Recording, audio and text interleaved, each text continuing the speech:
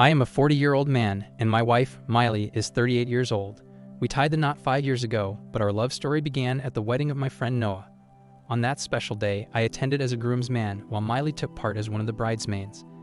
It was during the ceremony that Miley's captivating confidence caught my attention, as she gracefully donned a beautiful green maxi dress. As I gazed at her, my attention completely consumed. I clumsily spilled cocktails all over myself. It was a comical moment that caught Miley's eye, and we burst into uncontrollable laughter together. Amidst the laughter, she kindly offered her assistance, helping me clean the mess from my shirt. It was evident to her that I was attracted to her, but my hesitance prevented me from making a move. However, Miley, with her laid-back demeanor and stunning appearance, took the initiative and struck up a conversation with me. Her charm and beauty were simply irresistible. While I had always been skeptical about love at first sight, meeting Miley shattered my doubts. From the moment our eyes met, I knew she was the one for me. As our relationship blossomed after Noah's wedding, Miley extended an invitation for me to meet her parents. It was during this time that our commitment deepened, and we realized we wanted to spend our lives together. However, our journey faced a hurdle when Miley's father expressed his concerns about our relationship. He held a strong desire for his daughter to marry a wealthy businessman, which posed a challenge for our union. During my visit to their home, I was taken aback when Miley's father had the audacity to belittle me, referring to me as an average man. He went on to insult my financial standing, expressing his disapproval of his daughter marrying someone who he deemed to be earning insufficient income. It was a hurtful moment as he compared my modest earnings to Miley's remarkable beauty, likening her to a Hollywood actress. Despite the fact that I held the position of a brand manager at a reputable marketing agency and was earning a respectable income, his shallow and demeaning remarks provoked my outrage. In response, I firmly stood my ground, expressing my disappointment and reminding him that true worth extends far beyond material wealth. Due to the man's overwhelming narcissism, Miley adeptly handled the situation, demonstrating her loyalty by standing by my side and confronting her father. With her unwavering support, Miley chose to leave her parents' house and embark on a new chapter with me.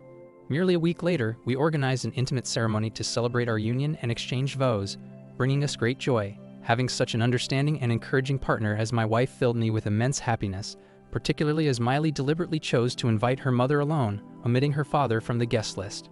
Our initial year of marriage overflowed with bliss and contentment.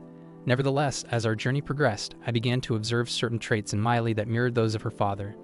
Growing up, her parents had showered her with abundant love, leading to a sense of entitlement within her. She frequently insisted on being treated like royalty, expecting unwavering obedience to her desires. Any disagreement I expressed was promptly dismissed as a mere dispute, as she held an expectation for me to comply with her every demand without hesitation or inquiry. During our furniture shopping for our home, I found that Miley had little regard for my opinions. My suggestions were consistently overlooked, and when I expressed my preference for white sofas over the green ones, she blew the situation out of proportion. Her tendency to become upset and throw tantrums over seemingly trivial matters became evident. On one occasion, I mistakenly purchased chocolate ice cream instead of her beloved blueberry flavor, which led Miley to burst into uncontrollable tears. It became apparent that she was unaccustomed to hearing the word no in her life. With no job or career, she dedicated the majority of her time to socializing with friends and indulging in shopping expeditions. I came to the realization that Miley had inherited her father's traits, but I was not prepared to surrender or blindly comply with her demands. I made it clear that as a married couple, I had the right to express my opinions, and I expected her to exhibit maturity if we were to build a successful marriage. I conveyed that without mutual understanding and respect, our marriage would be untenable. Miley was taken aback by my assertion, since she had never encountered the word no before. Overwhelmed with emotion, she sobbed and sincerely pledged to modify her behavior. Although it was an unfamiliar experience for her, she was determined to make an earnest effort because she professed a deep love for me. Recognizing that her father bore responsibility for her spoiled demeanor, I chose to grant her an opportunity for growth, driven by my own love for her. Miley began taking gradual steps to demonstrate her commitment to patience and kindness towards me. She secured a part-time job and enrolled in a course, showcasing her willingness to take responsibility and contribute to our lives, rather than spending her days socializing with friends. She made the effort to accompany me when we met our mutual friends, Noah and his wife, Emily. While Emily had been Miley's childhood friend, she starkly contrasted with her in terms of personality and demeanor. Miley's childhood friend, Emily, presented herself as a composed, mature, and intelligent woman, providing a stark contrast to Miley's previous behavior. As Noah was my closest friend, we frequently engaged in collaborative efforts, working on various business ideas together.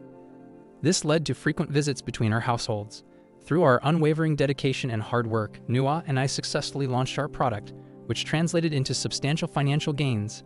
As a result, we transitioned from residing in cramped apartments to spacious, comfortable houses, marking a significant improvement in our living conditions. Upon hearing about my accomplishments, my father-in-law's perception of me began to soften, prompting him to initiate casual phone conversations. Initially, I harbored reluctance to engage with him, but with encouragement from Emily and Nua, who desired for me to let go of the past and extend forgiveness, I decided to answer his calls. Eventually, I embraced the idea and extended an invitation to my in-laws, welcoming them to our new home. When my father-in-law accepted the invitation and visited our opulent abode, he was taken aback by the extent of our newfound prosperity, as he had never anticipated my success. It was his own ill treatment and misbehavior that fueled my desire for wealth, serving as the impetus for me to tirelessly work day and night to achieve my goals. However, he persisted in pressuring both Miley and me to start a family, despite our reservations and personal preferences. Ironically, the man who initially opposed his daughter's union with me now expressed a sudden desire for us to have children. Recognizing his tendency to intrude in our lives, I maintained a reasonable distance from him. However, last year during Christmas, Miley's parents insisted that we host a grand dinner at our home, urging us to include a range of guests.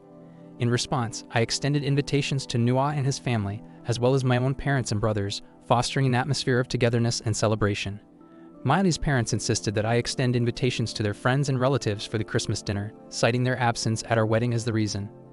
It became evident that their motivation was not solely to introduce their son-in-law to their acquaintances, but rather to showcase their connections and display our lavish house and wealth. Despite their desires, I declined to invite a large number of people, choosing instead to maintain a more intimate gathering.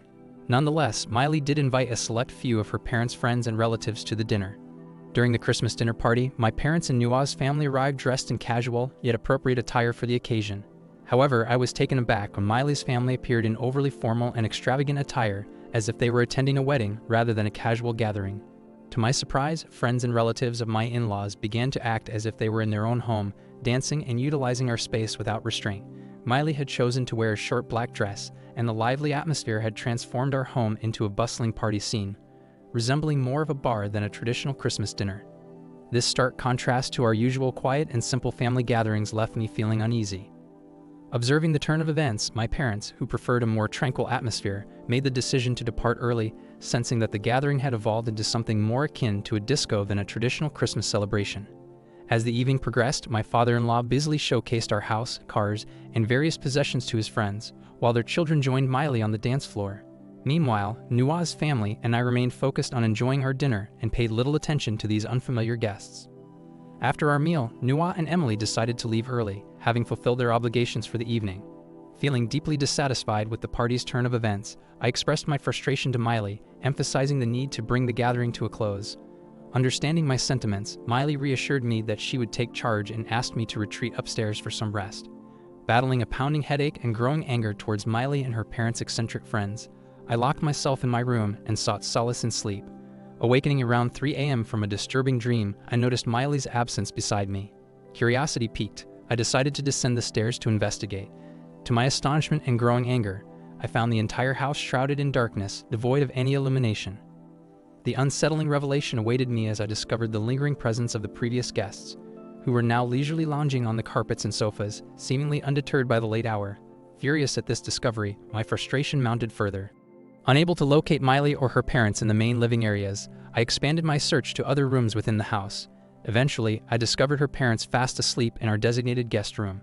Growing more concerned, I decided to call Miley's phone in an attempt to determine her whereabouts. As the ringtone echoed from within the house, I realized that the sound was emanating from another guest room. Sensing something amiss, I swiftly disconnected the call and cautiously entered the room to investigate. As I opened the door, a wave of shock washed over me when I found Miley alone in the room with an unfamiliar man engaging in a highly inappropriate situation. Overwhelmed with anger and disbelief, I instinctively reached for my phone, capturing video evidence of the scene before me. In a fit of rage, I confronted Miley, dousing her with water, causing her to be taken aback by my sudden presence as she had assumed I would be asleep and unaware until the morning. I punched the guy and threw him out of my house after yelling and making a scene. When Miley's parents and other guests woke up from my shouting, Miley's father explained that it was all a misunderstanding and that the man was his friend's kid. I told him to shut up. When Miley cried and begged me to give her another chance, I slapped her. However, her father persisted in offering feeble explanations, downplaying the severity of the situation and insinuating that I was overreacting. His entitled demeanor became increasingly apparent now that I had attained wealth, as he seemed appalled at the mere thought of me leaving his daughter. He proposed that, as a family matter, we should address it in the morning, sparing our guests the spectacle of a public confrontation. Reaching my breaking point, I no longer had any concern for the guests or my unfaithful wife. Therefore, I decisively ushered them all out of my house, even though it was the dead of night. Subsequently, I took the necessary steps to end my marriage by mailing divorce papers to Miley. The process of finalizing the divorce took months, during which time Nuha and my other friends stood by me, offering their support. Unfortunately, my greedy father-in-law attempted to manipulate and extort money from me. However, I was fortunate enough to possess irrefutable evidence of his daughter's infidelity, which ultimately worked in my favor. Despite Miley's persistent pleas for another chance, acknowledging her affairs and expressing remorse, I remained resolute in my decision.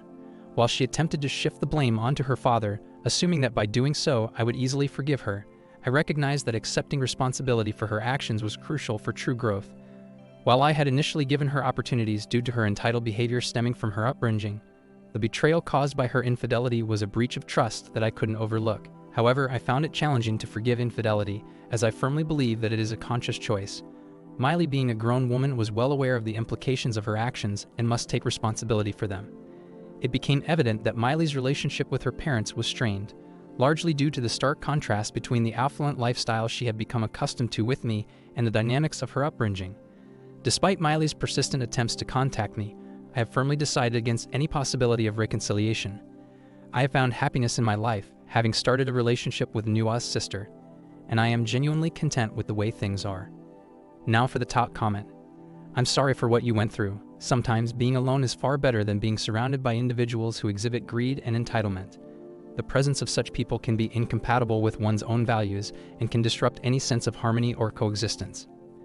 Thank you all for taking the time to listen to today's story. If you enjoyed listening, please feel free to like and subscribe to help the channel. Also, comment below on what you think about the story. Take care.